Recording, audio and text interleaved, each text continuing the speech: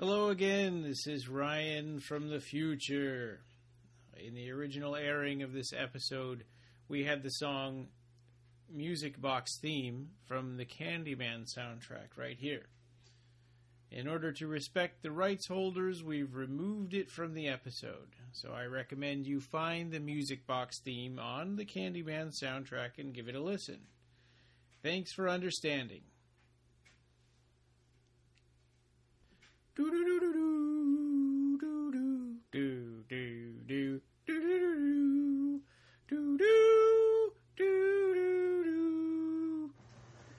Hi, and welcome to episode 10 of the Clive Barker podcast. With me today is José Leitão. Hi there. And I'm Ryan Danhauser. And so this is episode 10. We're talking about Books of Blood, Volume 5 is our main topic. But before we get into the news... And now, reporting from Week 3, the Occupy Midian Report by Crystal Raen, sponsored by Bring Back Nightbreed.blogspot.com. It is hard to believe that we are only 3 weeks into the Occupy Midian movement. Since the Facebook group was created, it has literally exploded with an outpouring of support from Nightbreed fans. In the past 3 weeks, we have accrued nearly 2,500 members. The petition is also nearing 2,500 signatures. If you have not signed the petition, please do so. There should be a link on CliveBarkerCast.com that you can follow. We have also had the pleasure of having support from many of the people who worked on the film joining the ranks of Occupy Midian, both on Facebook and using the Occupy Midian hashtag on Twitter. We have had Clive Barker himself tweeting, as well as a few other famous tweeters such as Neil Gaiman, Nicholas Vince, Simon Bamford, and Stephen Niles. On Facebook, our group is blessed to be able to count Russell Charrington and Mark Miller amongst its administrators. Within the Occupy Midian group, we are able to count Ann Bobby, Simon Bamford, Hugh Ross, Nick Vince, Robbie Drake, and Julian Perry amongst our members. For anyone I left out, I sincerely apologize, but it is a task going through nearly 2,500 members to seek you out. Let me know who you are, and I will be sure you achieve proper credit in our next Occupy Midian report. Along with asking fans to sign the petition, there is currently a call on Occupy Midian for fan photos with a sign telling what Nightbreed means to them. We've had some amazing fan photo uploads as well as signed photos from Ann Bobby, Mark Miller, and a very convincing Dr. Decker-looking fan. In addition to all of this, Occupy Midian has had some amazing publicity. There are some great fan videos and Nightbreed testimonials up on YouTube. Fangoria.com has an article up. ProudlyResents.com did a podcast interviewing Russell Charrington. GeeksOfDoom.com has written an article about Occupy Midian, as well as rue-morgue.com, MutantBill.com, ShockTillYouDrop.com, and many others. I'm trying to keep a running list of all the articles, videos, testimonials, and podcasts that are done about Occupy Midian on Scoop.it /bring-back-Nightbreed. As there are so many, it would be nearly impossible to go over them all here. So if you're interested in keeping up with the Occupy Midian movement and articles, please visit that link and it will be updated almost daily. The fans of Nightbreed are many, and we are occupying Midian to the extreme. Join the ranks of the tribes of the moon. Occupy Midian, and in the words of Clive Barker, go forth and breed. Okay, so that was the Occupy Midian report. We hope to do that every week. Every episode to kind of keep you updated on it, especially for those of you that don't like Facebook. We also had a contest on the Occupy Midian Facebook page to put up pictures of yourself holding a sign that says, that explains why you want to see an extended edition of Nightbreed. Kind of like the Occupy Wall Street movement, and they'll say, Occupy Midian is our, with the hashtag is kind of our little catchphrase at the bottom of a lot of those signs. So anyway, we had that contest. We had a lot of really great applicants, some really notable, cool ones. Mark Miller, who works for Clive Barker, did a really neat one Ann Bobby did a really good one, and this was actually her idea, and that was awesome. She actually ended up having the most comments. Our winners were Tim Luz, Celine Billard. Am I saying that right? Yeah, I guess so. Celine Billard. Okay, and Crystal Raen Horton, who is from the Occupy Midian Report. So those are our three winners. So other signs that we also had were Claudia Glassard, Chris Bradshaw, Erica Ray Williamson, Rebecca Kilfoyle, Matt Cameron, Richie Vaughn, Philip O'Neill, Kaylin Shea Rodenborn, Jason Wright, Reed Britt, Joshua Turney, and Olaf Wyman. And if I mispronounced your name, I'm sure that there are some of you that I mispronounced really badly. I'm really sorry. And also we did some too. Those of us that are, kind of admins for the movement. José did the very first one. Roger did one, and he also did one with his Yoda puppet. I did a sign. I also had my baby Joey holding up a sign, and so, I did one with Frank the dog.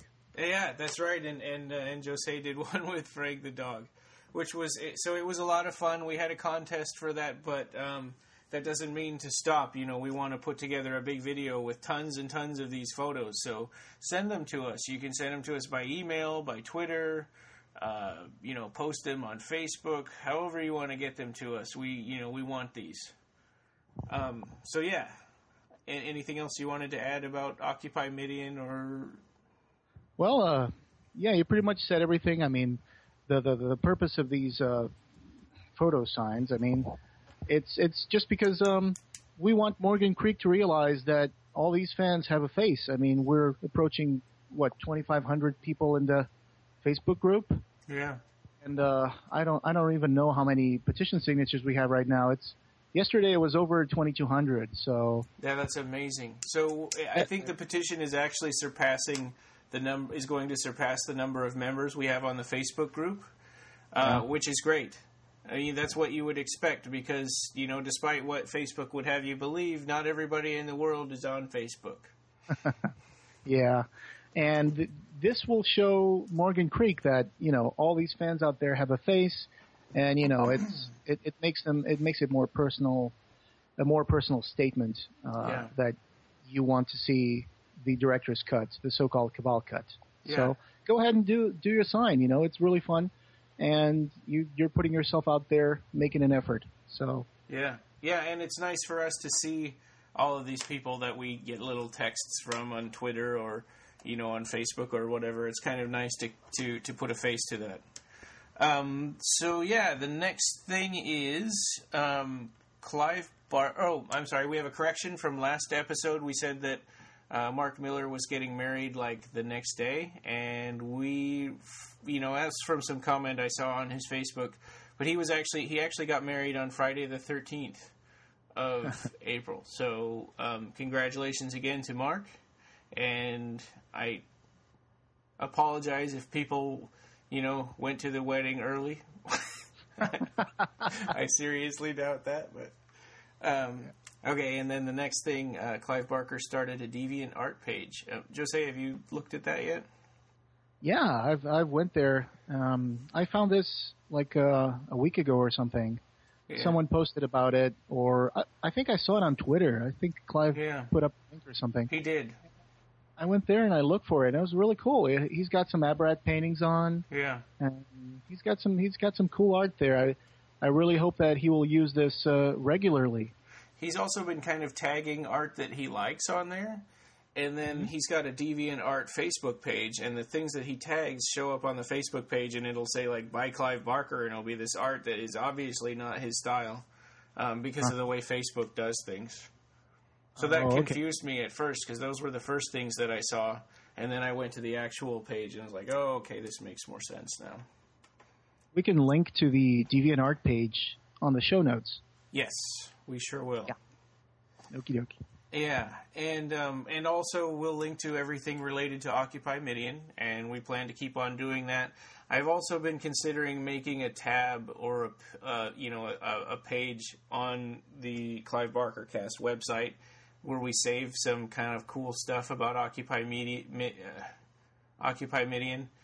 because the thing that's been frustrating me about the Facebook group is that we post something important or something important gets posted and it gets buried immediately because there's like 2,400 people on there now. Yeah, so I guess so. Yeah, it gets pushed down to the bottom of the screen so fast because somebody posts some question or a picture or something and there's a big debate about it, and that, that'll push everything, that'll push all the stuff down that we want to have up at the forefront. And so if I can also just tell the people, please, if you're in the group, you can also check out the docs section, the document section, because we can also put some stuff there, like the model letter that you can send to Morgan Creek, and there's like a request by Roger to have people, do video blogs and stuff like that. And we've gotten a couple of those, which was pretty neat. Yeah, we have like 4 or 5 at the last count. Oh. So, yeah. Yeah, I want to collect those before they all disappear on the Facebook page. Yeah. Well, Crystal will probably put all those in the Scoop.it page because, as you probably heard in the report, she's mentioned these guys already. So that's true. Yeah. Yep. Okay, so next thing on Friday, the 27th of April, which is coming up really soon. I don't know, depending on when you're listening to this, it'll be really soon. In the Kneel Before Zod and the Monster Company mourn the loss of the Monster Store and celebrate its renewed life online with a special event Friday the 27th. And what this is it's a Nightbreed screening. It doesn't sound like it's the Cabal cut. It might just be the regular Nightbreed, but don't quote me on that. I don't know for sure. But there's a Q&A session with Simon Bamford, which should be really cool. We had a lot of fun talking to him. Oh, really? Okay, I'm going to have to jump on that and check it out. I mean, I had no idea. This is news to me too. Yeah, I forget. I think I saw that it was like an invite on Facebook that I ended up getting somehow onto. Okay. So it wasn't anything where there wasn't any news on it about it that I saw anywhere else. Mm-hmm. And so that's in the UK. Another news. We have our very first iTunes review. This Excellent. is by Artist3121. They said the podcast and they gave us 5 stars, which makes me happy. Woohoo! The podcast is very informative. The hosts actually seem to love Clive Barker as much as I do. They discuss every branch of Clive's universe. The only way the show could be better is if they had me on the show. Ha ha. Seriously, hey, drop us a line. yeah. If anybody wants to join us, just let us know. Seriously, though, if you're a fan of Clive's books, movies, toys, video games, etc., then you'll love this podcast as much as I do. And then he wrote Occupy Midian, or she. That brought a tear to my eye. If we could have Anne sing you a song, I would. Actually, if Roger was here, I was going to put him on the spot and tell him, okay, Roger, sing a song, but he's not here, so. Right. Yeah. All right. Any other news that you can think of? I think you're pretty thorough in that, yeah. There hasn't been a lot of new things. We've been focusing a lot on Occupy Midian. You'll probably hear that in our, not quite as thorough episode today. Very true. Yeah. So, on to the main topic. Our first story was The Forbidden. But, kind of basically what this is about is researching graffiti in a low-income housing complex. Helen Buchanan is drawn into this rumor-made flesh that's Candyman.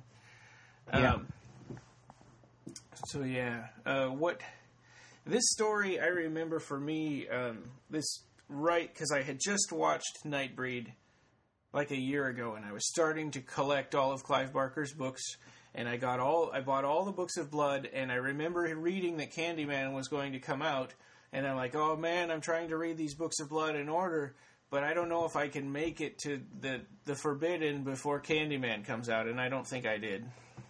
I was close, but I didn't quite make it. Uh-huh. I read these books back in the mid-'90s, and I have to say that this Volume 5 has some of my favorite stories as well, but especially the one that scares me the most is In the Flesh, which we will get to later in the episode. Yeah, yeah. Candyman is a really good one. Mm-hmm. It involves a lot of this, the mundane versus the fantastic taking shape and invading the mundane. Yeah. We have the myth of the killer that haunts a community. In this case, it's Spectre Street Estate, which is the council housing estate. Yeah. This takes place in the UK, and then, of course, for the movie, they moved it to the US, and they call it Greeny Green. Yeah. But yeah, it's really interesting. It's this woman. She's doing a kind of a dissertation on graffiti, the semiotics of despair. Yeah. And like I said, she's called Ellen Buchanan. I really like this story because, like I said, it has this clash of the legend made flesh. And the idea that if there's enough, and you see this a lot in like Neil Gaiman and Clive Barker too, that if there's enough belief in something, they can make it real. Yeah, that like the invocation can actually cause an effect in real life. You know, that's one of the principles of magic. I mean, if you name something and you invoke it, you give it power and you make it real, at least for the people who believe in it. Yeah. So in this case, the community at Spectre Street Estate, I don't know, I don't recall exactly how this got started because, who knows how legends get started. But Candyman is this guy that keeps appearing graffiti like Sweets for the Sweet, and there's actually paintings of tags and mentions of his name, and there's actually like a representation of his face on a doorway. Yeah. But unlike the movie in this story, he's not African American. He's a waxy looking British guy. Yeah, there's a description in the story that says that his flesh was a waxy yellow, his thin lips pale blue, his wild eyes glittering as if their irises were set with rubies, and his jacket was a patchwork and his trousers the same. Yeah. And he has a hook instead of a hand. Yeah. So. And one thing that I love is the kind of the poetic lines. That this is what stuck out to me the most when I saw it, or when I read it, and when I saw Candyman. Comparing the two when Candyman first came out in the theater. Like they'll say your doubts shed innocent blood, but what's blood for? But what's blood for if not for shedding? And, there's a lot of really cool, with my hook for a hand, I'll split you from your groin to your gullet. And just a lot of really cool Candyman lines that made it from the Forbidden into the movie. It did. The movie is very well adapted. Yeah. It's really good adaptation. It's fleshed out a lot more than the story is, because there's more murders, because it's a horror movie, and you don't really see any of the murders in the story. Right, yeah. And moving it to the U.S., I think, to Chicago, to Cabrini Green, they added what I thought was a real, sort of legend there. They combined those two things, so. The thing about if you say his name 5 times in the mirror, he'll appear behind you, breathing down your neck. That was added for the movie. That wasn't in the story. Yeah, that kind of reminds me of the whole Typhoid Mary. Bloody Mary thing, right? Yes. Bloody Mary. Yeah. They changed a little bit of the whole mythology of Candyman, but in a really good way. Yeah, in a really good way.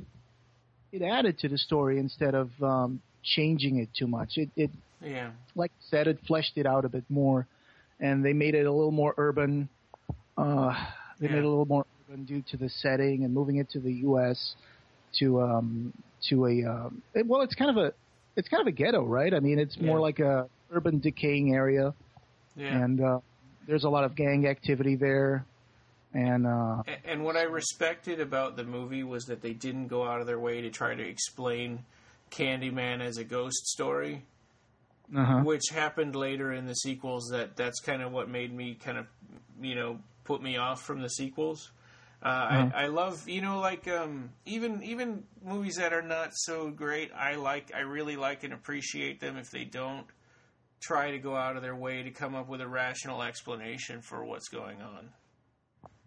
Yeah, but if I can jump to the sequel, for example, I think that the backstory that they came up with for Candyman, which we'll address in a bit, I think it actually makes the ghost more of a sympathetic character in some ways, because they make him out to be a painter, and he was in love with a woman, and this was back in the times of slavery and everything, so it was not very well seen or approved, and he ended up dying because of it. But that's the major difference between the movies and the book, right? It's that while in the book, Candyman is actually made flesh by people's beliefs, he was never based on an actual person. Well, in the first movie, it was the same. He was, he says it's a blessed condition, believe me, to be rumor. Yes. So I think changing that from that to a ghost story, I guess, is what I don't like. Yeah, I understand that. But also, I think there's a lot to be said for the Philip Glass soundtrack. Oh my God, yes. Yes, it's that is a unbelievable. Fantastic story, yeah. And it wasn't even available on CD when the movie came out. I was looking for that. I really, really wanted that, and I only just got it maybe 6 months ago on iTunes. You can get it now? Oh, yeah. I have the CD, the one with the bees on the cover. It's like a suite that involves like the music from the first movie and the sequel. Yes, because they had said the music company or whatever said that there wasn't enough music to justify making a CD, which is crap. People make CDs with 2 songs on them. Yeah, well, that's true. But I think that also one of the things that made the CD take so long in coming out was that Philip Glass, I don't think he was very happy with the original recordings. Oh, really? So, yeah, he was never very happy with the quality of the original recordings. So I think when the CD came out, some of that music has been re-recorded by Philip Glass, because he thought it was an inferior production, the original recording. So, yeah, to safeguard the quality of his work, I think that he waited until he could get a proper put it out like he wanted to, like the proper suites and everything, combined. Because there was one complete archival collection that came out, which actually I have it. I have a copy of it. It's a hugely long soundtrack, but then for the actual commercial version, Philip Glass made it more like suites, and he excluded a lot of stuff from it, but that's what he wanted. That's what he wanted to call his, final work. So that was best. Well, and I think so. The combination of what really makes that movie for me is the combination of the musical score and the sort of hypnotic effect of Candyman and Tony Todd's performance and his voice. I think those two things are what I love the most. What I don't like is this whole thing about Helen getting framed as, the new Candyman. I mean, I don't mind it, but I don't. It sort of bothers me when that stuff happens in a movie. I always want to see them get that rectified, and it never happens. Oh, you mean at the end of the first movie? Yes. Yeah. Well, the thing is, okay, let me just go through the rest of the story in the book. So she is doing her thesis, and then she goes to take pictures of the graffiti, right? Yeah. And then she runs into Anne Marie. She runs into Anne Marie. And baby Carrie. Uh-huh. And Anne Marie tells her about this maisonette that's abandoned or something, and she goes there. Yeah. To take some pictures. Yeah. And then, well, she goes around a bit, Inspector Street Estate, taking pictures, and then she ends up finding that doorway or a hole in the wall that she crosses. And when she comes out on the other side, this is one of the parts I really enjoyed about the story. She turns back, and there's like someone spray painted the Candyman figure around the doorway, and it's like supposed to be like the mouth of Candyman is like the door or the hole. Yeah, kind of like a funhouse entrance or something with a big face and the door is his mouth. Yeah, big face with big bulging eyes, and it's like he's screaming, and his hair is all wavy. And his head is sort of tilted back. Yeah, that was a really cool moment. And I think they actually found a good way to reproduce that in the movie adaptation. Oh, definitely. Yeah, and then there's that whole part where the community at Spectre Street would put like bonbons and, was it razors or needles? Yeah, razor blades. Razor blades. They put bonbons and razor blades and as tribute offerings to Candyman. And as an entity. It's almost like an urban deity or something. Yeah, they make those little sacrifices too, so they don't have to have murders in their place. They want to appease Candyman. Yeah. And so they're keeping him alive through fear, and and then she starts seeing Candyman, and Candyman appears to her, and he's trying to convince her to become his victim because it's he's trying to convince her that to become rumor, she will live forever as one of the victims of Candyman. Yeah. Yeah. So, of course, she doesn't feel too happy about it. Yeah. And I love the way, that it's done in the movie too, where he's saying, be my victim, and she's all sort of hypnotized, and she's so distant in her performance, and she's like, I really have to go. Yeah, because that's what you were saying. Like Tony Todd's voice is mesmerizing. Yeah. And Virginia Madsen, she's such a beautiful actress. I had seen her coming out of Dune. And she did a great job. She was a really good big actress in the mid '80s, and she does an amazing job. Just an amazing job. And of course, the Philip Glass soundtrack makes gives the movie a complete new dimension. It's almost like Hellraiser 2 with like Christopher Young's soundtrack. Yeah. It just completes the package. Yeah. This movie reminds me kind of of Midnight Meat Train, thinking back on it now. Because it's such it's different enough to make it a good story into a good movie. But unlike Midnight Meat Train, this one actually got the chance to be successful in the theater. So, and then the residents of Spectre Street are making this bonfire. And after all these events, which I'm not going to spoil for the story, because this one you should really read it. And she is looking for the baby who has disappeared, Anne-Marie's baby. And then she discovers the baby is in the big bonfire pile right before they burn it. So she tries to save it. It doesn't go very well. So go ahead and read the story. Mm-hmm. Not going to spoil it. But yeah, in the movie there's a major difference in the end, like you mentioned. Like they turn her, they make her appear as kind of a ghost in the final moments of the story. Yeah. And I think that didn't work very well for me either. I understand why they did it, but because there's this thinking that you have to do that in a horror movie. Yeah, it's like let's put a jump scare at the end of the movie, like Rawhead jumping up out of the ground, like Rawhead going like, "Rawr," This one's the same thing. It's like Bloody Mary and Candyman. And if you repeat the name X number of times, they will show up as a ghost and kill you. Yeah, and that was a little forced with her husband. Suddenly is mourning her when he was cheating on her the whole time that she was in trouble.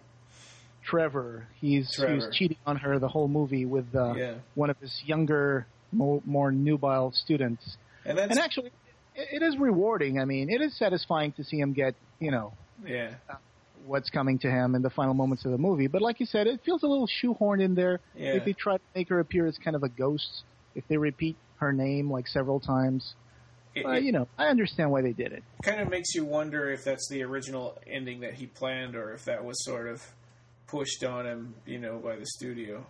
Hey, who knows? I mean, I would love to get my hands on the script to see what the script, because it was really well adapted. I mean, despite the little changes to, of course, fleshing out Candyman, they had to give him some kind of appearance. They had to have an actor playing him. Yeah. So he had to have a face. In the book, it's easier to just give him a broad description and leave it up to the imagination of the reader. Right. But of course, for the film, they had to give him a proper appearance. So I'm happy that they went with Tony Todd. I think he did a really good job. He did. I told him that too at that interview that we did. If it was hard to hear, but so Candyman 2 and 3 we could talk about briefly. They don't really relate to this story that much, but I haven't seen Candyman 3. To be honest, I think I saw it a long time ago, and I don't remember. So maybe we could save that one for later. Is it called Day of the Dead? Yes. Okay, so it's Candyman 1, then there's Candyman 2, Farewell to the Flesh, and then there is Candyman 3, Day of the Dead. Yeah.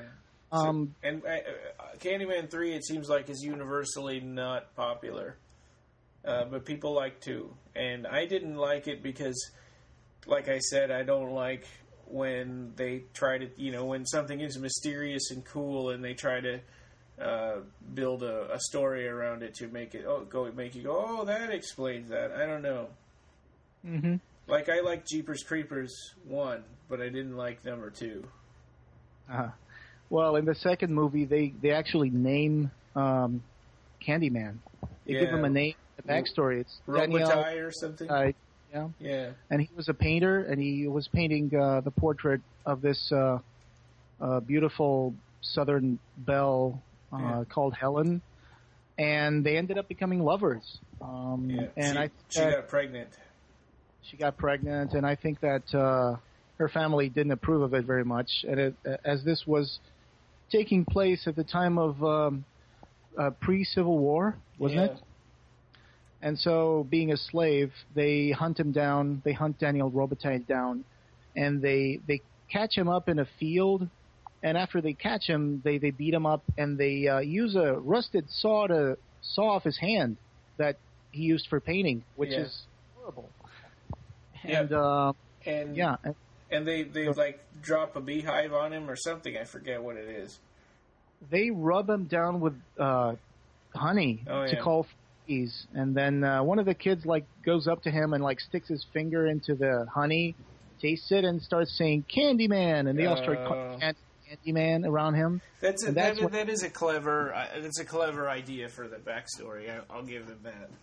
Yeah, and then the bees sense the honey, smell the honey. They come in, they swarm over Candyman, and they sting him to death. Yeah. Well, he also was bleeding to death already, but they sting him to death, and that's how he became Candyman with a torso full of bees. Yeah. So it's his ghost that's coming back to take revenge.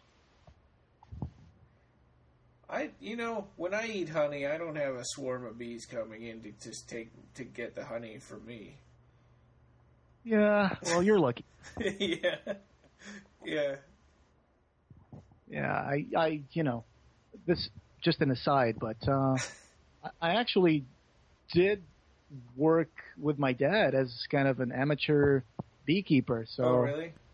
Yeah. We used to get on that whole spacey suits and stuff with the nets. Yeah, it was fun. The bees are pretty defensive when it comes to taking their honey. Yeah, well, and I suppose that if they just went like to a tree and got the honey right off of a beehive, then that would do it. But then they would be getting stung all over the place too.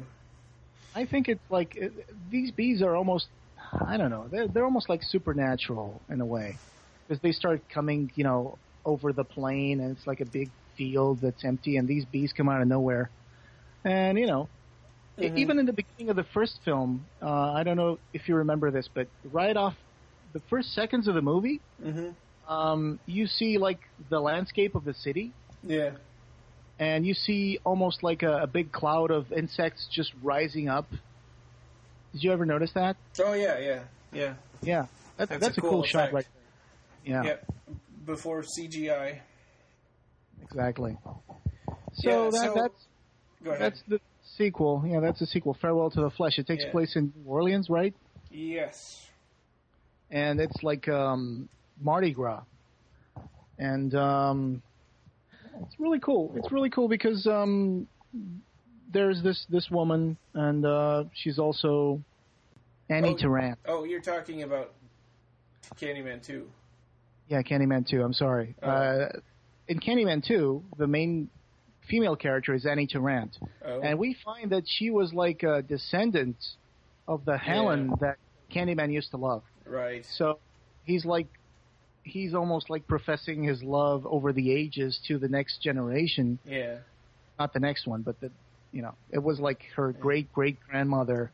And it turns out that to destroy Candyman in the sequel, they have to break this mirror that possesses Candyman's soul. Right. Which amazingly is still in the Tarrant estate, I guess. In the old slave quarters. Yeah. Which is still standing, amazingly. And there's a big storm, and they're about to crumble and fall, and she manages to go in there, and she smashes the mirror and releases, like, Candyman from his tormented existence. Until, of course, Candyman 3, where he comes back. Somehow. Yeah. Well, they never die. Yeah, I know. Yeah, and I think Clive had said that one time Tony Todd asked him, how come we don't make more Candyman movies? And Clive Barker said, because we need a good reason to make a Candyman movie. You don't just do it, for the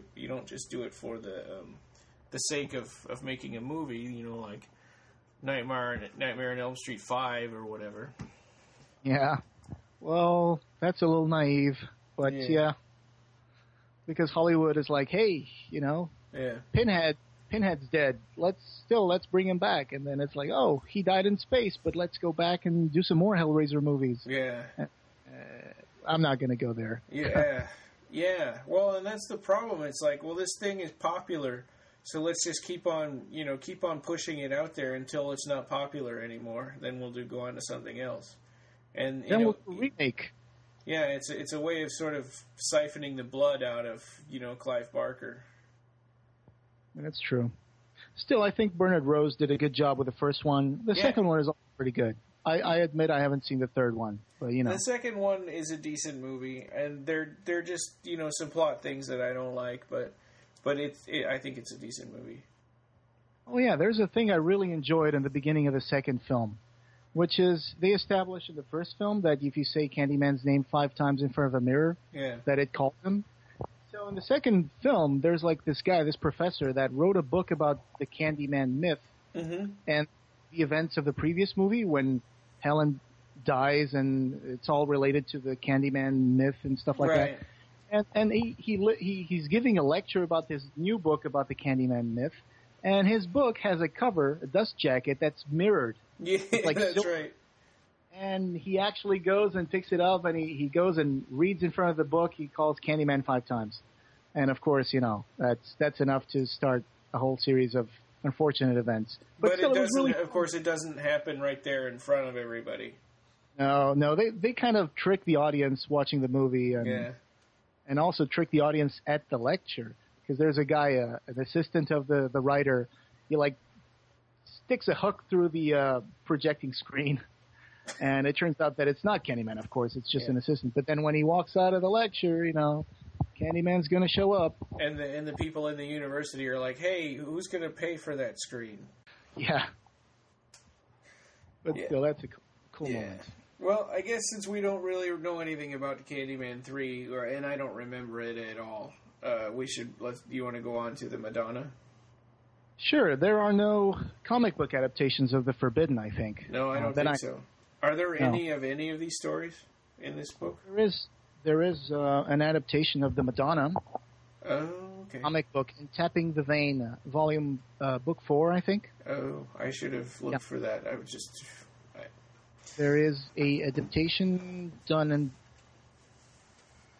penciled by Stan Walk, inked by Mark Farmer, painted by Fred Von Tobel, and adapted by Fred Burke. So it's a funny little adaptation. Cool. Yeah. Well, the Madonna, Jerry Colquhoun is like a real estate person, he's trying to sell this pool house. He really needs the money to a person who's kind of shady, sort of mafia-like, Ezra Garvey. And they both get drawn into this mysterious sort of goddess presence that's inside of the pool house. Yeah, this story is very Clive Barker. This story is pretty. It involves some recurring themes in Clive Barker's work, like the battle between the genders, like the masculine and feminine, like Jacqueline S. and Her Will and Testament, and this Rawhead idea that this feminine power is way more powerful than men, and it's overlooked.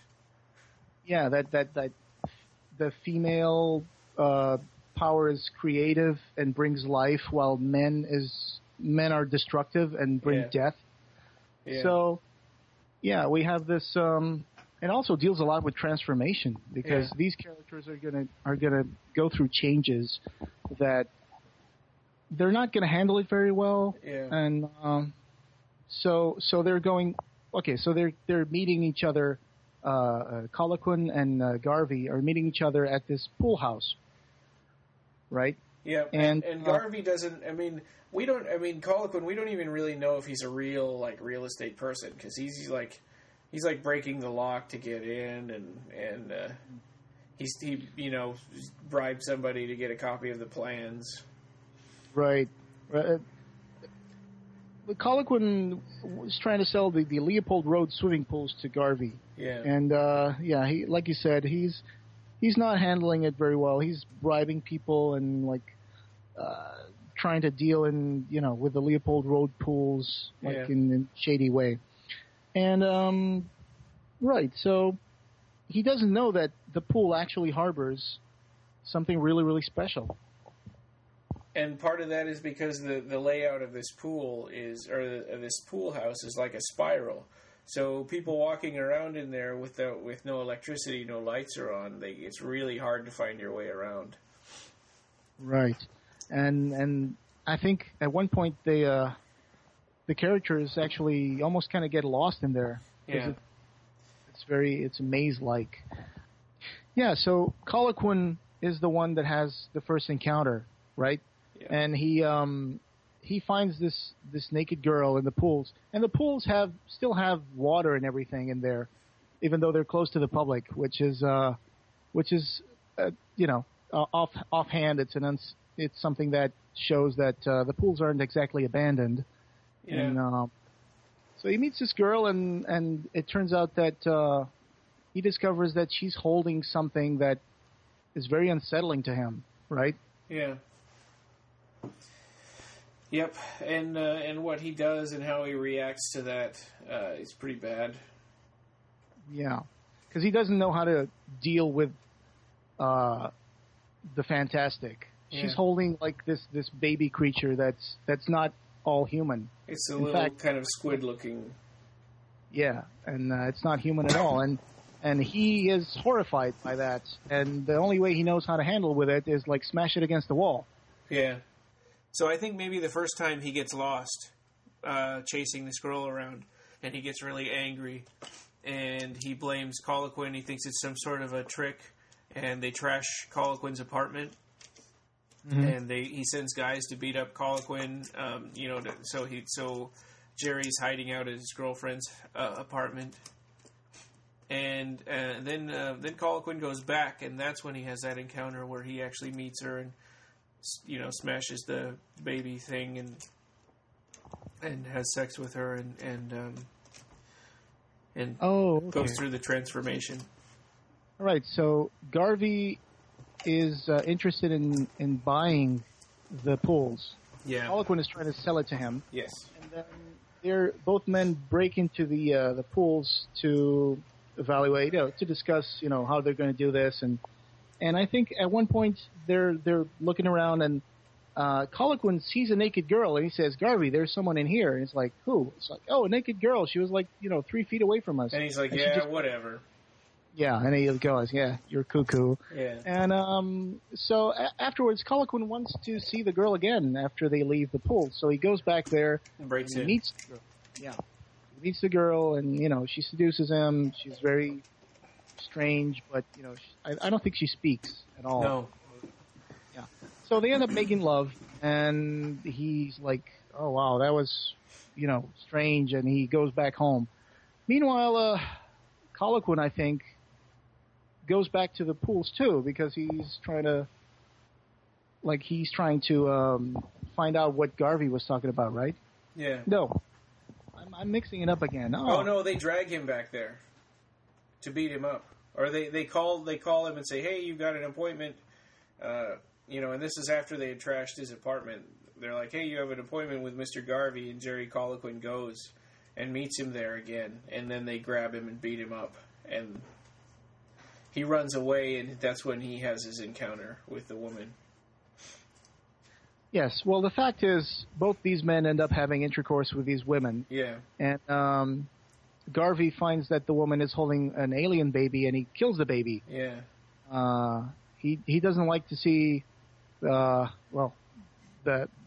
strange inhuman baby, so yeah. He destroys it because he doesn't understand it, which is something that it's a masculine trait that Barker uses in his stories. Yeah. Just like Rawhead Rex destroys everything, and Yeah. So after that, both these men are going to go through changes, and it turns out that Garvey wakes up, and so these men go through changes, and Colloquin wakes up one day next to his girlfriend to find that he has turned into a woman. Yeah. He's still got his man face, a little softened, but he's got breasts and a vagina. Yeah. And his girlfriend goes flips out completely. She's like, what is wrong with you? What happened to you? Get out of my house. And he's is it really so bad?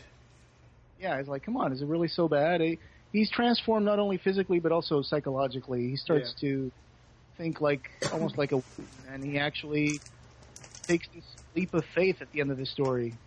But Garvey took it completely differently. I mean, he killed himself. He he mutilated himself and tried to cut himself all up to fix it, and he died. When Garvey discovers that his encounter with the female nymphs of the Madonna that have changed his body into the body of a woman, he can't handle it. He feels like his manhood has been stripped from him, and for him that's the end of his world. He just mutilates himself, and he goes over to a bridge and jumps into the river or something, right? Yeah. Yeah, and I think another important thing about this story is the Madonna, the big sort of faceless goddess thing, gives birth on its own. It doesn't need any men or any male. Is capable of virgin birth. Yeah. That's the name comes from, Madonna. Yeah. Virgin birth. So, and I always thought that the Madonna was this kind of strange Lovecraftian creature, much like the ones that we see in the Midnight Meat Train at the end of the First American. Yeah, really similar. Right? It could be like the female counterpart of the First American in the Midnight Meat. Because it's this creature that's shifting and, underneath a series of showers that are constantly pouring water on her. Yeah. Which is a funny thing, because if I can do a comparison, you can also see this water and fluid nature being associated with femininity in Clive Barker's Imagica. You remember when the waters? Yes. The waters, the little blue stone. Yeah, the little blue stone, the little blue egg that the waters would follow, and they would go up the hill, and all the goddesses lived in the waters in Imagica. So it's all connected to the same way that Clive Barker likes to build his fantasy worlds. He has these things that he regularly uses, which make it more, coherent. Say someone would build a big theory of everything relating to Clive Barker's worlds. That would be nice. I don't know if I'm making sense. Am I making sense? Yes. Because I'm making stuff on the spot. No, it's true. I mean, there's a lot of similarities there, and I think these books of blood are sort of the seeds where the more complicated novels, that they have the kind of the bare ideas where these more complex novels like Imagica and The Great and Secret Show came from. You know, like another thing is that this great big goddess creature is giving birth to these little squid-like creatures, and some of them go into dreams, and that's really kind of a lot like the books of the art. Yeah, the Zerapushu. Yeah, the little squid creatures that also live in quiddity. Yeah, in the Dream Sea. And also, if I can make another comparison or another connection, do you remember Weave World?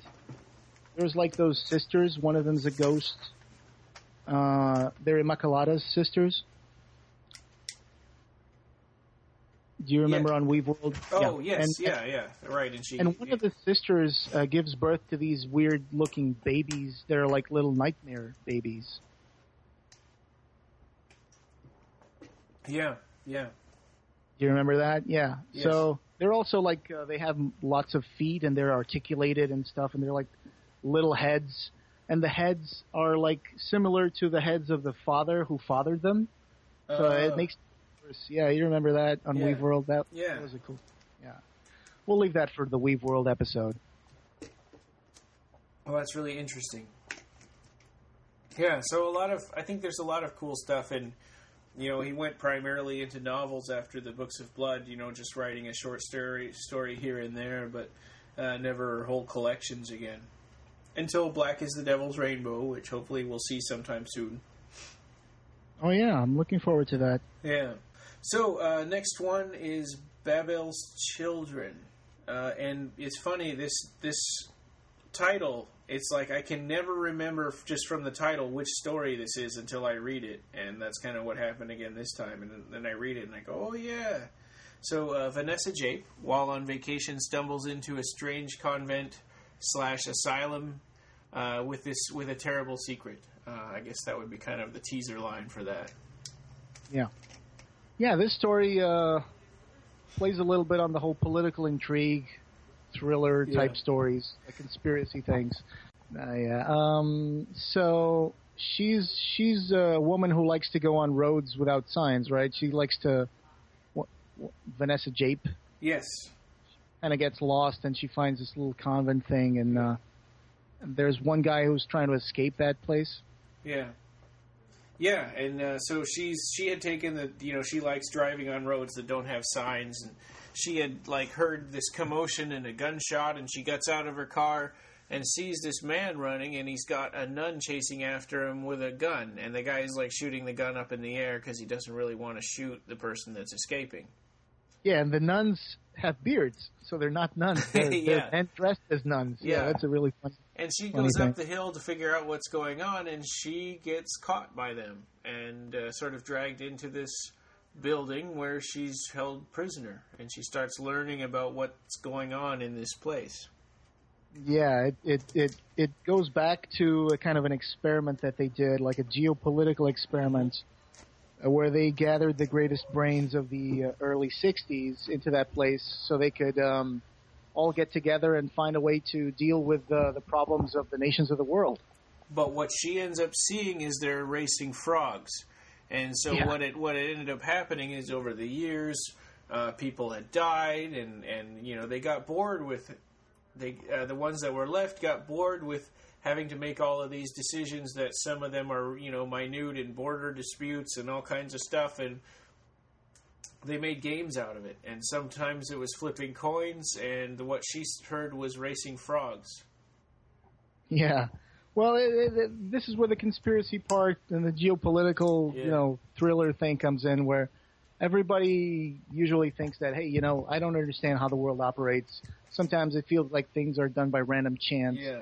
And, and it turns out it's true.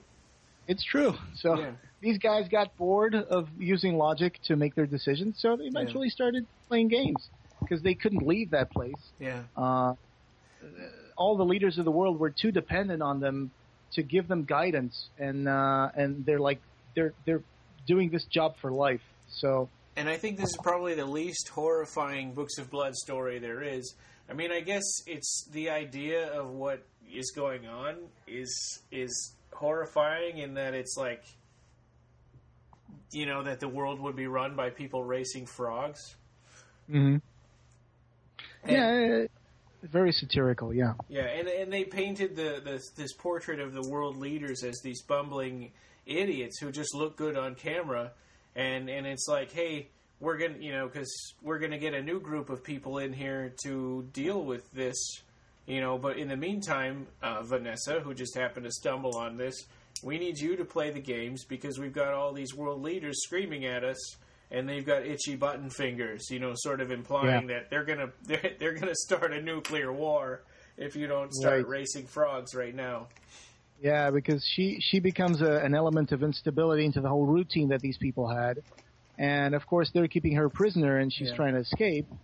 And in an act of staged hostage situation.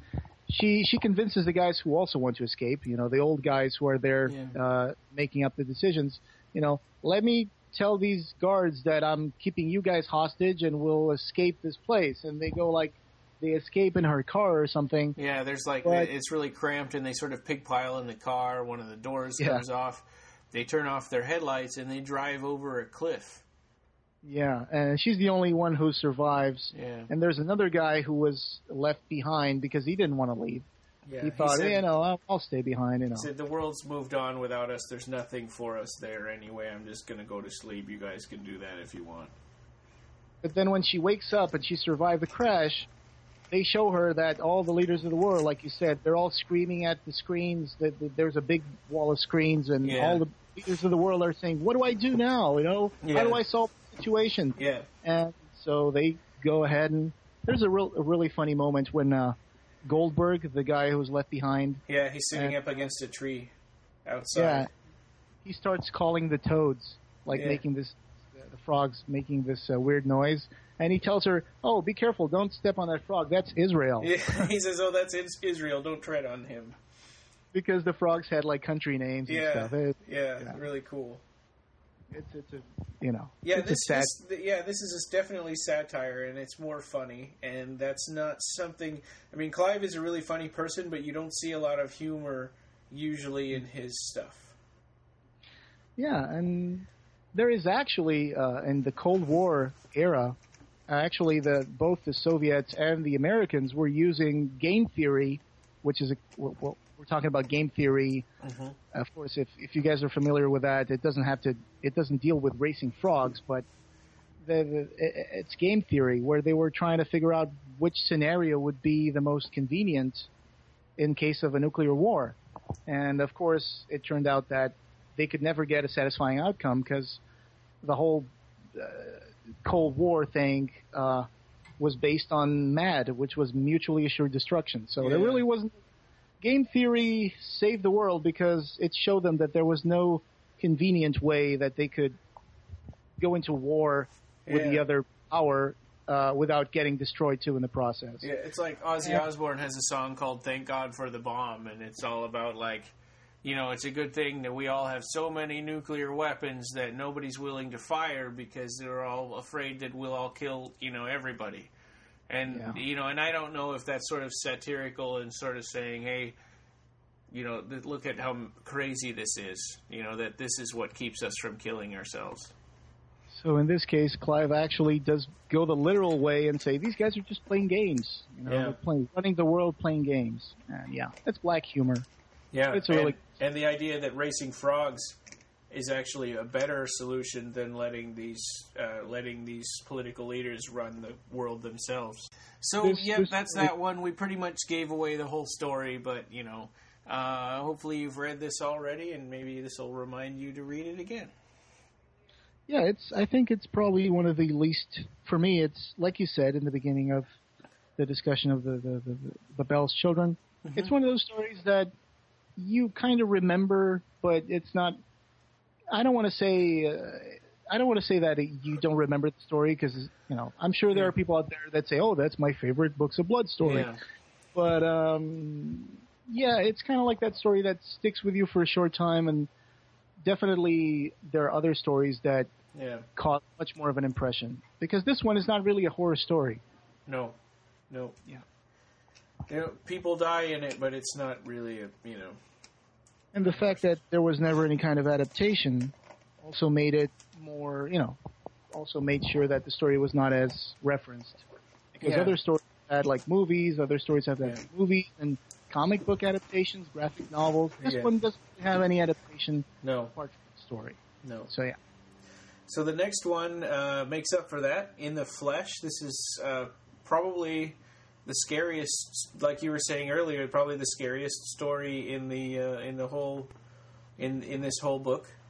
I think it's very, very claustrophobic, and you can really, even though this main character is like a drug dealer or prisoner, you can really feel for him. Clive Smith is a drug dealing prisoner. He gets a new cellmate who is strange and has sort of mysterious reasons for getting himself thrown into prison. So that's kind of that's kind of where we start off. Yeah, this takes place in Pentonville, which is a prison. And in the acknowledgments of the Books of Blood, Volume 5, Clive Barker actually thanks Doug Bennett, who got me into Pentonville and out again in the same day. Okay. And later furnished me with his insights on prisons and the prison service. But anyway... You have to be respectful to them. Right, yeah. So, it's a really cool story because it takes place in a prison. Like you said, it's very claustrophobic. Yeah. And it not only takes place inside a prison, it goes beyond that and takes place inside the dream world. Yeah. Yeah. And the dream world and just this idea of him, these horrible things are going on with his cellmate, and he's trapped in a prison cell with this guy. Billy Tate. Yeah, and there's, we find out that Billy Tate got himself thrown into prison because his grandfather was buried there. His grandfather was hung there in the 1920s and buried there, and they have this special kind of dirt that they find out later that preserves the corpse, and so it never decomposes. Yeah, so Edgar Tate is, Edgar St. Clair Tate. Exactly, yeah, he even has that middle name. And it turns out that this takes us into the dream world and also like another dimension where we visit... Well, this guy's grandson is in the cell, and what happens during the nighttime is that as he falls asleep, his grandfather calls out to him through his dreams from beyond the grave. Yeah. And he changes. There's the shadows in the cell start shifting, and it turns out that there is kind of a genetic thing running in the family where they turn into sort of this shadow monster. Yeah, it's like it's part insect and part shadow, and just really, really terrifying. And Billy came to prison to learn from his grandfather. I mean, somehow he knew that he could talk to the dead, but he wanted to learn from his grandfather how to deal with this aspect of their, being this sort of aware creature. Yeah, but his grandfather has plans of his own. He because in this story, I think Clive Barker also makes the case for a different kind of morality where sin and evil don't follow the usual origins. They don't have the usual origins that we give them. Like, oh, it's God in heaven and Satan in hell, and Satan causes evil, God causes good. It's more like it's like it's all man-made. It's like you brought this on yourself. You created this world, this afterlife for yourself. Like man creates his own sin, and man can also purge himself from his own sin. And there's this necropolis, this city of the dead, where all the killers, the murderers, will end up in. And it's like there's one line in the story that says, "There are no visitors here, only prospective citizens." What the main character of the story finds is that one night he's in the cell with Billy, and they're falling asleep, and Billy falls asleep before Clive, and he finds the shadows in the cell are shifting, and they're pulsing, and they're showing that the cell is much larger now than it really is. And he falls asleep and he follows Billy into the necropolis. Yeah. And when Billy explains what this world is, it's really interesting. He says, "You've heard that the dead have highways, right? Well, they also have cities." And I thought that was a really neat callback to, the original Books of Blood story. In the United States, this isn't the Books of Blood Volume 5. It's just called In the Flesh. So it's really nice. I think we fans all know what it is, but it's nice to see that, some evidence that, hey, these are still tied together. Exactly. And I think that, like you said, it calls back to the bookend stories of the dead having highways. Yeah. So it's just a reminder. It's like a reminder of the whole mythology surrounding this. That these are the stories being told to us by the dead. Yeah. In the flesh of the guy from the first story. Yeah. Also, there's a good Nightbreed.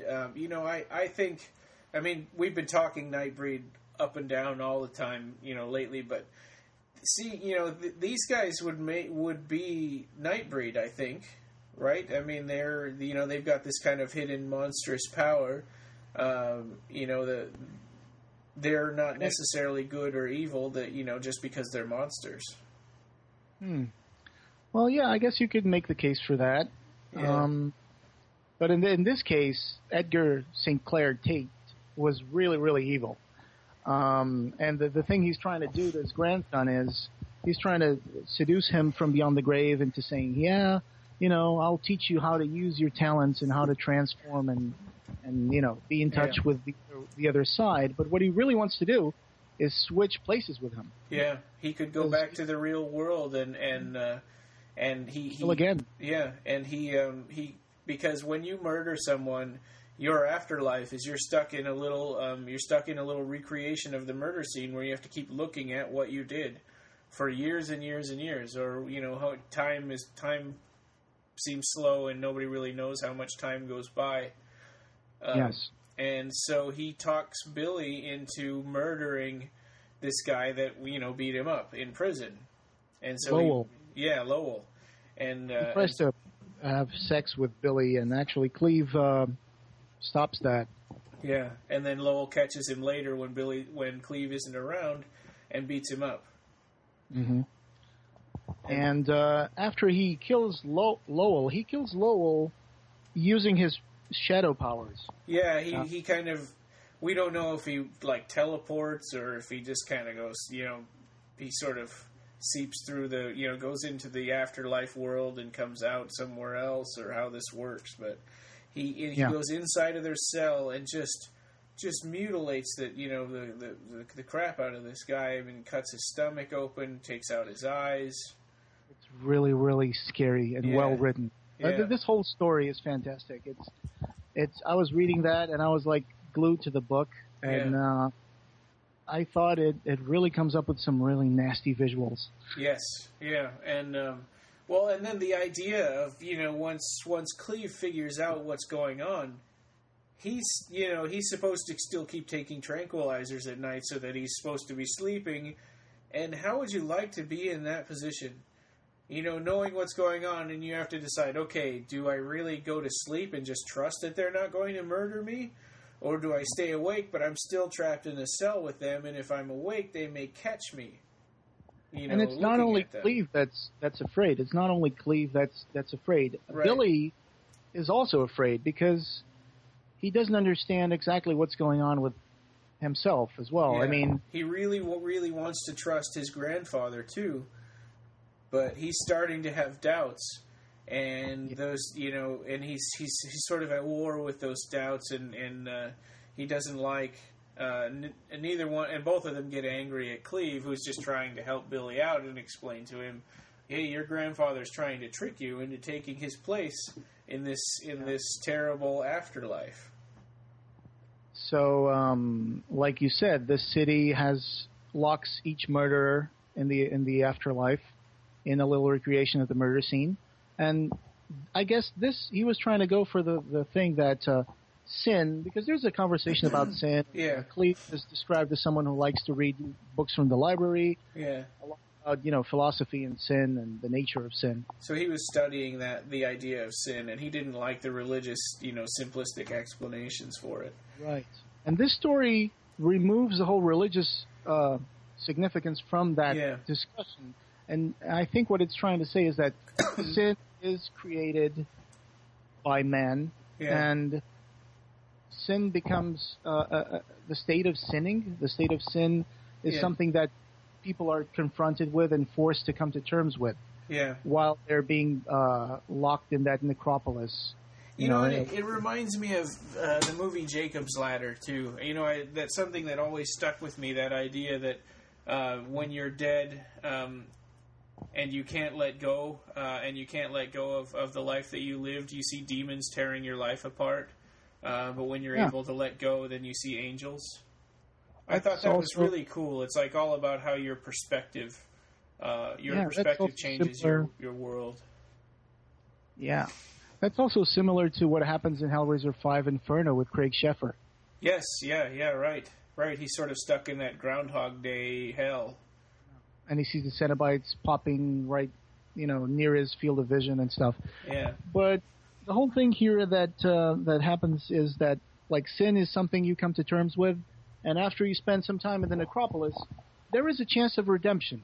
There is a chance of redemption, and we will see that near the end of the story. And again, this time I'm really going to spoil it. I wasn't spoiling the other ones, but I like this one so much, I have to talk about it. Yeah. So hey, pause it if you want. Pause it and read this story if you don't want it to get spoiled. Right. Yeah. Good idea. So it turns out that Edgar St. Tate does not succeed in his plan of using his grandson to escape the necropolis. Yeah. And it ends up, Billy disappears after a series of events, Billy disappears after this confrontation. And what happens is that the prison guards, they don't know what happened to Billy, but Clive does know what happened, because he knows who was trying to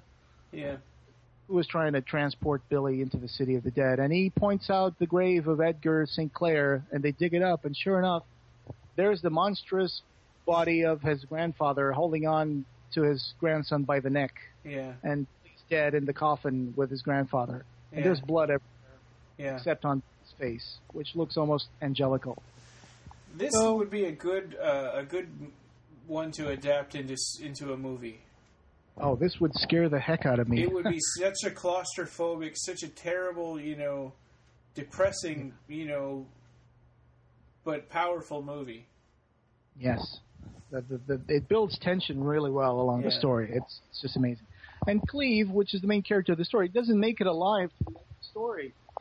Clive actually becomes addicted to drugs, and his psychic power that allows him to go into this afterlife, it gets stronger and stronger the more he meets people who think about murder.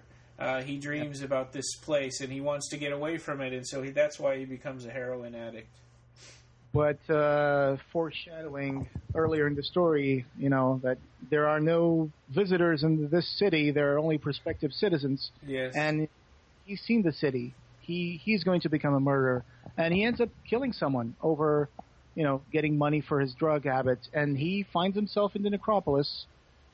But as he is in the necropolis, he also witnesses this scene, which gives him some revelation. He sees one of the inhabitants of the city starts to walk towards the limits of the necropolis, and he's greeted by a bunch of people, like, singing and dancing and jumping around in their crutches and their, And what was they hold him up in the air, and it's like they see this little sliver of light or something, and they start holding this guy up in the air, and they pass him around, and each time they pass him to another person, he starts getting smaller and younger and smaller and younger until he becomes a baby.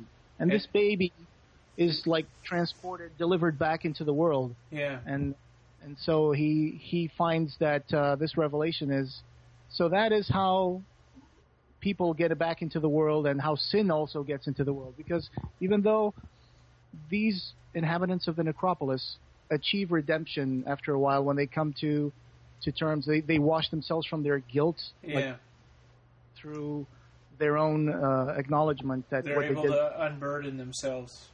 Yeah, they unburden themselves. So not only sin is a condition that man faces and creates, but also redemption can be something that man can achieve on his own. Yeah. So there is no god and demon in here. Yeah. There's just the necropolis and the people. And so that's how he discovers that he has a chance of being reincarnated. He has a chance for redemption. So it ends up in a kind of a positive. Yeah. Wait, what a great story. What a, this one really shines, in the Books of Blood. I mean, we're huge fans. We like them all, but oh yeah. Yeah. But it's also a very long story, or at least it felt really long. 50 pages. Yeah. Again, there are no adaptations of this, not even in movies or comics, which is a shame. I got up at 5 a.m. so that I could finish this story before we recorded. So I'm really starting to feel it now, but it was worth it. I'm glad that I did. Because I couldn't even remember. I wouldn't have been able to fake it because I couldn't remember how it ended. So I just had to finish it. All right, about In the Flesh, that's pretty much all we had to say. Okay. It's a great story. Please go ahead and read it. Yeah. And unfortunately, there are no adaptations of the story in any form. But I really hope that one day, someone would, acquire the rights to this and make an adaptation, a good one. And I've been thinking about movie adaptations of the Books of Blood. Why is it that there's one movie from every single book? Have you noticed that? Really? Yeah, I mean, from this book, it's Candyman. Right. From Volume 4, it is The Body Politic? Yeah. I mean, that's a TV movie, but it's a TV movie. Yeah. And from the other books, like the first one, we have The Book of Blood. Yeah, and Midnight Meat Train. Yeah, Midnight Meat Train. Yeah. So yeah, I guess they picked the option for some of the most popular stories, I guess. But it's like there's no. I was thinking about that. There's no Book of Blood that doesn't have a story that was adapted into a movie. Even in the final volume of the Books of Blood, you have the bookend story of the Books of Blood, which also is part of the Book of Blood movie. Well, and of course, adapted by Clive himself. The Last Illusion. The Last Illusion. Yeah. The Last Illusion. Yeah, we'll get to that. Yeah. On a future episode. But the Last Illusion, not exactly a Last Illusion adaptation, is it? I mean, it's so different, but I mean the characters are the same, most of them. Yeah, that's true. But I always figured that he also added a little bit of the Damnation Game elements in there. Oh yeah, yeah. I'll get to that when we do the episode, I guess. Yeah, well, it'll be fun because that'll be our only Books of Blood episode where we talk about a Clive Barker written and directed movie. So that's pretty cool. That's exciting.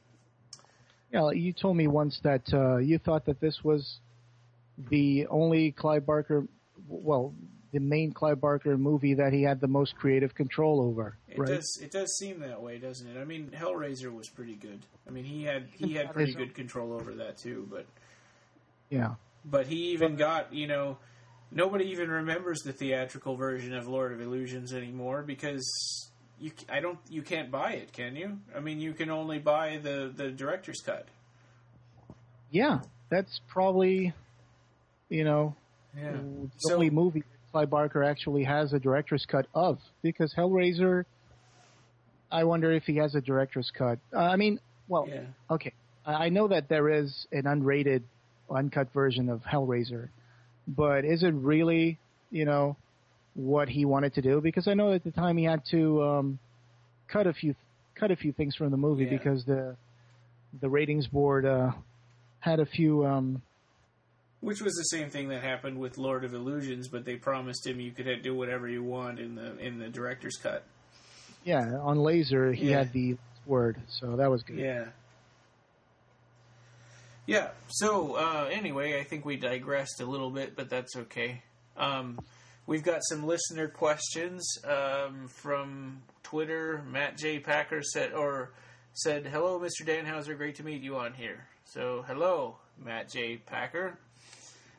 And then on Facebook, Erica Ray Williamson said, "I'm going to have to catch up. I finished half of episode 1 on the podcast." So, hello, Erica Ray Williamson from the future. Probably as you're listening to this, it might be like 2013 with the amount the amount that we talk. Yeah, we have a few hours to get through before you get. Yeah. Rick Rudd asked.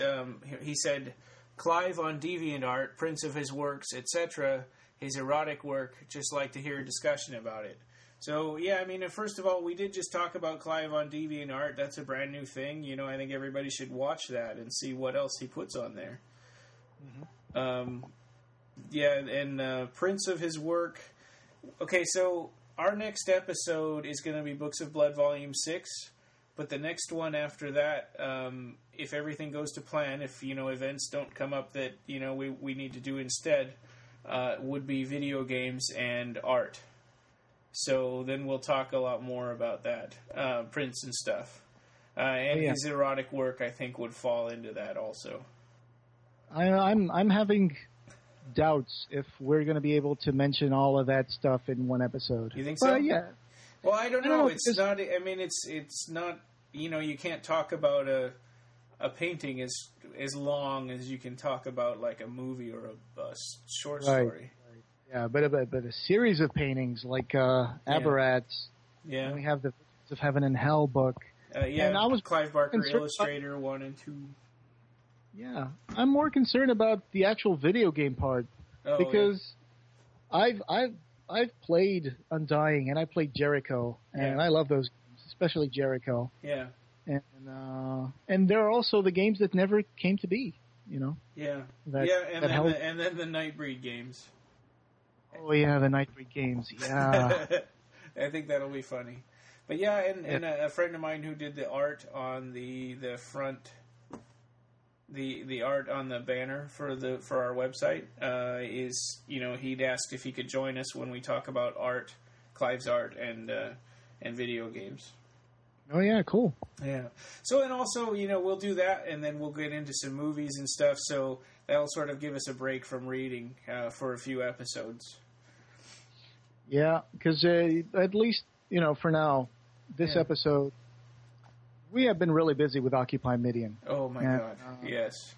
Yeah, losing a lot of sleep. And, you know, for me, I also have a baby that's waking up all the time at night. Right. And I'm writing my pieces right now, and I should be working, actually. Yeah, and I've been doing stuff at work when I should be, you know, dealing with other things. I know. You're getting, like, pop-ups on your phone all the time. Yeah. Hey, this guy wants to join the group. Yeah. For example, yesterday I must have added like 25 people to the group. Yeah. I don't know. Yeah. It's a constant it's a constant task, but it's very, very rewarding and it's worth it because did we mention that Clive tweeted about Occupy Midian today? Yeah. I don't think because Crystal probably didn't have that when she recorded. Right. Yeah, so Clive tweeted again about Occupy Midian, and that's to remind and that helps remind everybody too that this is a fan movement, but it's not just a fan movement. I mean, we're supporting what Clive Barker and his group have wanted to do.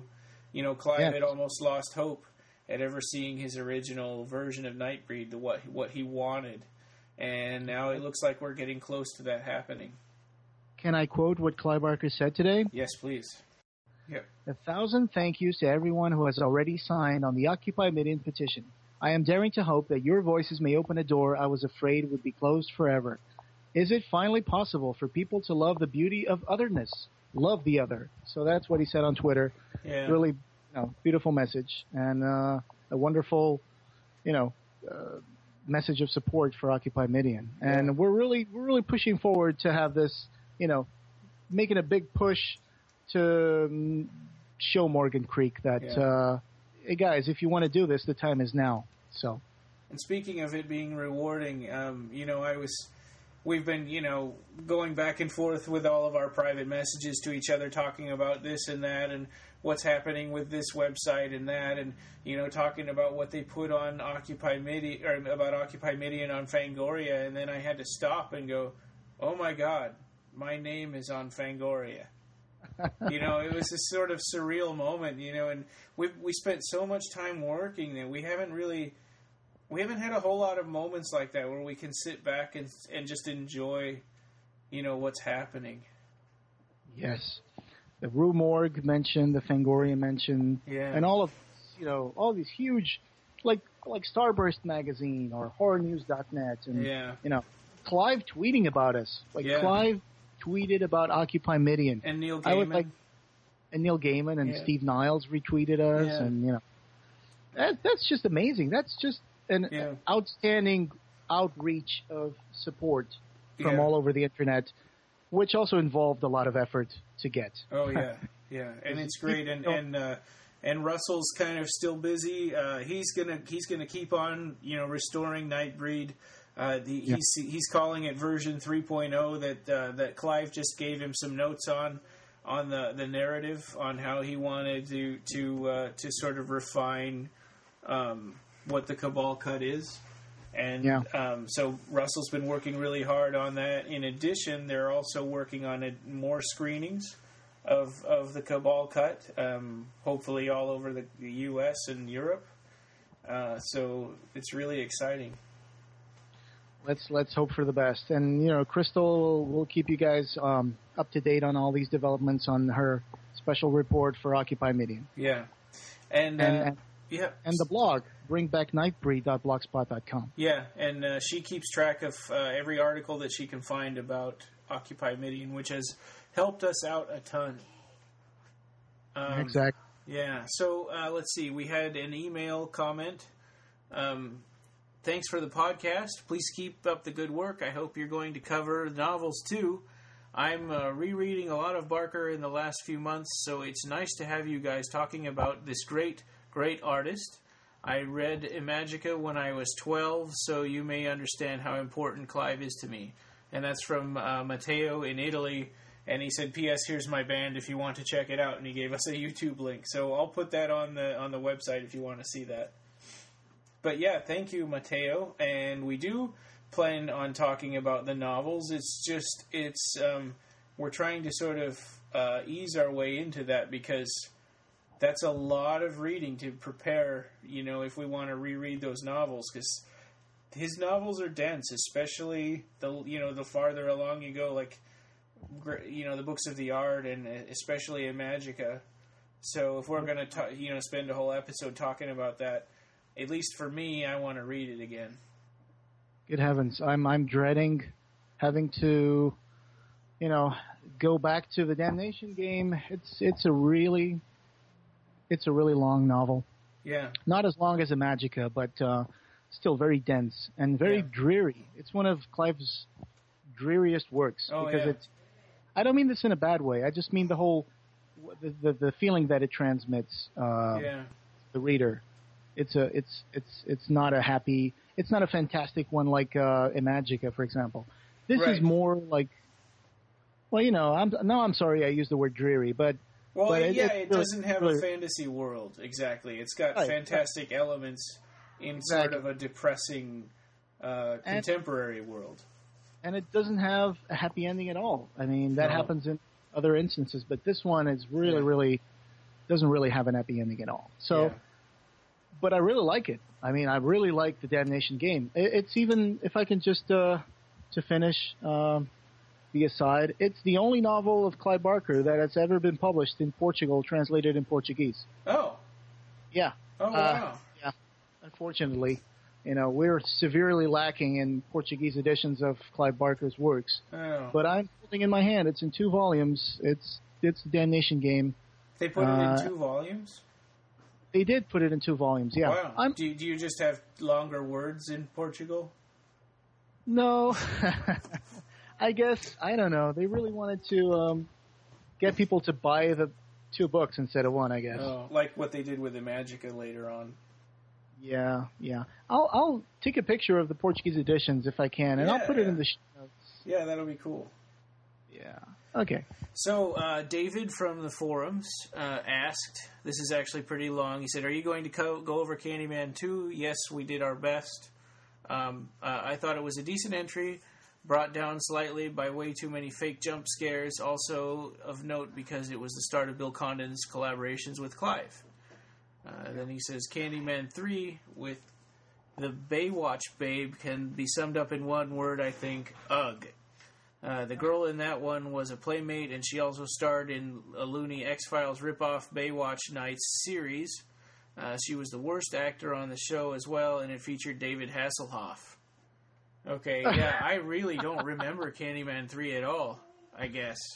Maybe I didn't even see it. It seems like David really did his homework on the cast. Yeah. But, you know, I will definitely try to see Candyman 3, I guess. Yeah, me too. I bought the DVD, and I even had Tony Todd sign it, but I guess if only for the sake of seeing Tony Todd on a third movie. Yeah. And David goes on to say, I had a random thought, and I just want to throw the idea out there so we can have hope for Occupy Midian movement. I read an interview with a relatively new company called Twilight Time. They buy the video rights of movies that probably wouldn't get another release, and they do special edition Blu-rays of them. Their titles are limited to 3,000 copies, and they make money, even after paying out for the rights to the studio and royalties to them. Their releases cost like $35, though. Still, you'd think Morgan Creek would be able to make money on Nightbreed, even if it was just to show them there are a few thousand people willing to buy a special edition. I would have no problem paying $35 for a Blu-ray of the Cabal cut. Absolutely not. Yeah. I don't think any of the people in the group, would have any problems if they could get their hands on a. I would say that we've got like 2,400 people have signed the petition right now, so limited to 3,000 is maybe undershooting. Yeah. Well, doesn't I don't really know how all this stuff works, but what's that company that likes to put out special editions of horror movies? Anchor Bay is what I'm thinking of. Right. Yeah, I don't understand why something like that couldn't happen too. Like if Morgan Creek is so worried, or was in the past, maybe they're not anymore. But if they were so worried back then about not making money, couldn't they sell the rights to someone else to do that, just one time? I think the problem is, was it James G. Robinson, head of Morgan Creek, that said, we do not sell our movies? Oh. But still, I think they did sell some movies. There are 2 or 3 movies that were Morgan Creek. Well, Warner Brothers distributed the Nightbreed DVD, right?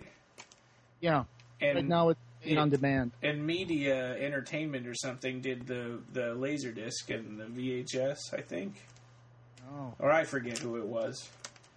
I don't have the Laserdisc. The only Laserdisc I have was the Lord of Illusions one. And I never saw it because I don't have a player. Oh, okay. Yeah, I used to love Laserdiscs. I didn't really buy VHSs, back before DVDs came out. Yeah. But yeah, so my thinking is that would be a last resort. I guess. If the real question here is, okay, get Morgan Creek to actually accept selling the rights to another company, which I don't know if they're willing to do that. Yeah, that's interesting. I hadn't heard that before, that they said we don't sell our movies. I don't know why not. What is that, some sort of philosophical issue with them? I don't know. I will look into where I got this quote. I remember reading this several times in the last few weeks of, Occupy Midian. Well, and companies change and people change, and Morgan Creek is paying a lot of attention to what's going on with Nightbreed right now. They're allowing the convention people to screen the Cabal cut, which is a huge step forward. Yes, we're doing their work for them. Yeah. Well, and they want us to prove that this will make money, so that's what we're trying to do. Well, they better listen. Yeah. Well, and geez, the maybe they would say, well, we don't want to just sell, 2,400 copies because we've got 2,400 signatures. But I would say that what's more important is to look at the acceleration of how fast people are signing this. It's been, Occupy Midian's been around for 3.5, maybe 4 weeks, and the petition was a week after that. So, and in 10 days we got 1,000 signatures. In 3 weeks we had 2,000 signatures. Yeah. So do the math. Yeah, no kidding. I mean, and eventually we're going to slow down on the number of Facebook users because there's only so many people on Facebook, but the petition is going to live on, and we're going to keep on pushing the petition every place we can. So that kind of gets us into the plug section here. You can find us on the web at www.clivebarkercast.com. On iTunes, please leave us a second review or a third or whatever. We'd love to hear more reviews and more feedback. On Facebook, if you're on Facebook, please join the Occupy Midian group. We're on Facebook too, the Clive Barker cast, but right now we really want to show all that support with the Occupy Midian group. Yeah. And the Occupy Midian Twitter account is it's called at Occupy Midian. Occupy Midian. Yeah. Oh, no underscores or anything. It's like one word. Yeah. So that's easy to remember. Yeah, and our Twitter account for the podcast is at BarkerCast. You can find us on the forums is www.timewins.com/Clive/forum. And to keep from getting spam and stuff, you need to get permission from Roger to get on there. But once you do, you're gold. So it's worth the extra step. There's only pretty much hardcore Clive Barker fans on there. So if you like talking about in all this detail like what we do, that's what the forum's like. Yeah, I love it. Yeah. Look for www.occupymidian.com in the very near future. We're expecting, we've been hearing good things about what this website is going to be. For all of you out there that go, hey, I don't like Facebook, it's like Big Brother, that's going to be the hub, for Occupy Midian. Hopefully we can transfer some of this momentum from the group and interconnect with the upcoming OccupyMidian.com community that's going to be created. And there's going to be a lot of cool things coming up still in the future, to look out for.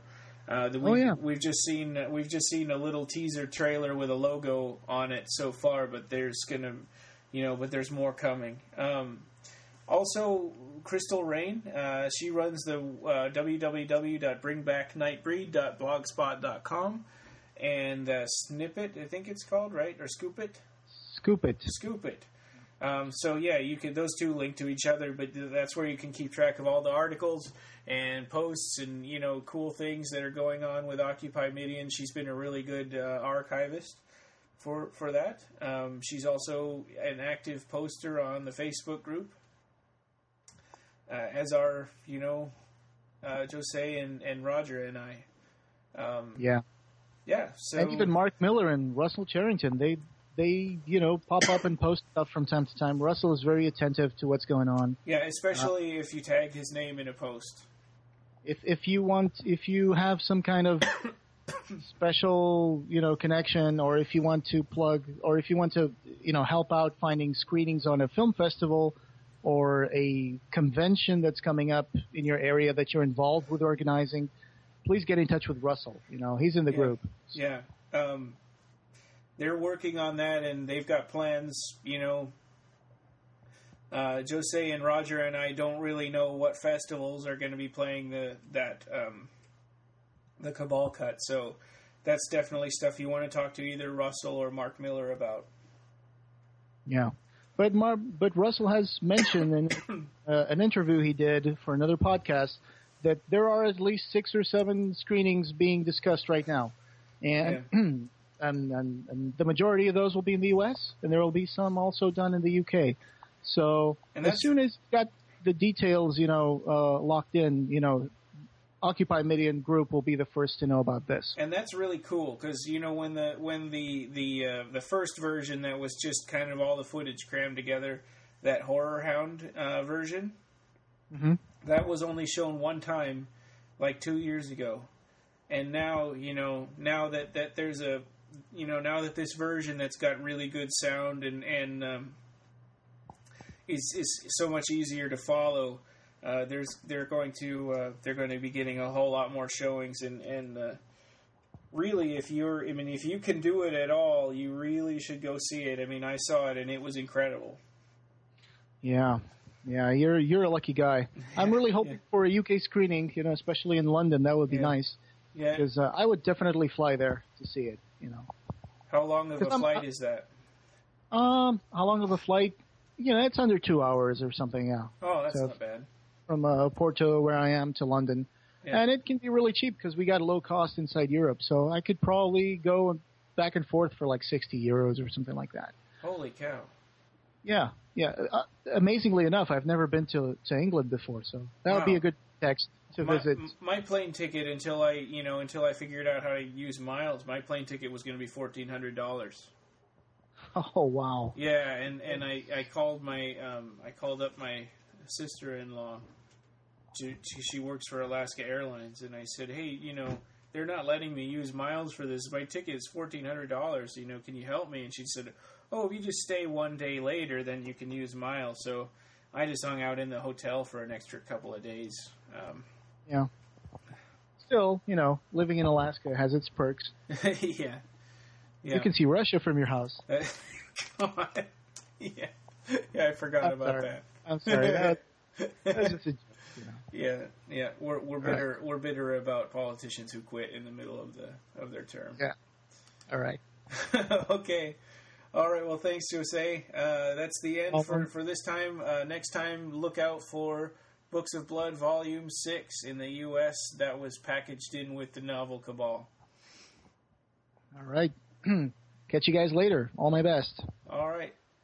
And Occupy Midian. Yes, Occupy Midian with a pound sign in the front. I'm back again. In the original airing of this episode, we also had here at the end the Candyman can from Charlie and the Chocolate Factory, or Willy Wonka, or whichever movie that is. The one, Anyway, the Candyman can, we had that on here to be funny. I suggest, but in order to respect the rights holders, we've removed it from this episode, so I suggest you find that soundtrack and listen to it. You could probably also find it on YouTube, but not on our YouTube channel, because we don't want to get any copyright strikes. So thanks for understanding, and this podcast, having no beginning, will have no end.